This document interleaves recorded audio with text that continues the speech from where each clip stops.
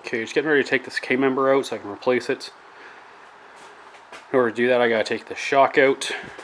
In order to take the shock out, what I'm gonna do is take the cotter pin out of the outer tie rod, take the cast nut off, knock the tie rod down.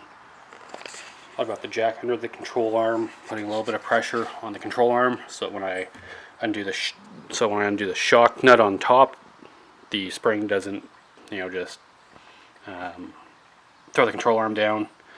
And then what I can do is, once I got the shock and the tie rod off, is I can just let this control arm down with the jack, and the spring will just fall out. As with most things, when I was letting this down the first time, I tested the tensile strength of this here brake line. I forgot to pull the bracket off, and then when I was dropping this down, it was pulling pretty good on it. But as soon as I got that off with the tie rod out of the spindle, the top nut of the strut off, this just flopped right down. Spring came out, no danger there. So I'm going to do the same thing on the other side now. Driver's side drop down, passenger side drop down,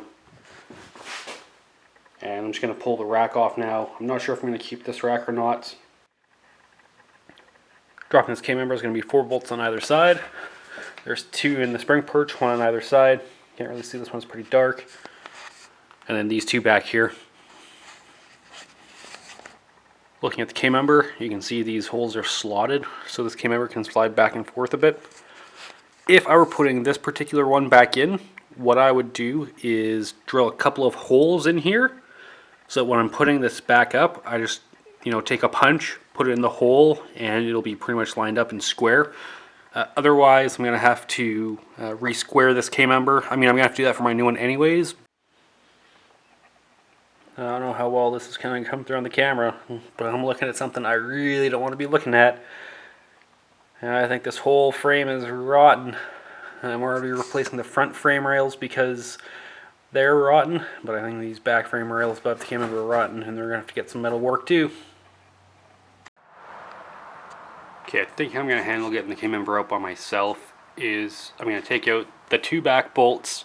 I'm going to loosen the 2 bolts on this side, and then what I'll do is I'll get the jack under the control arm here, right under its where it bolts into the K-member.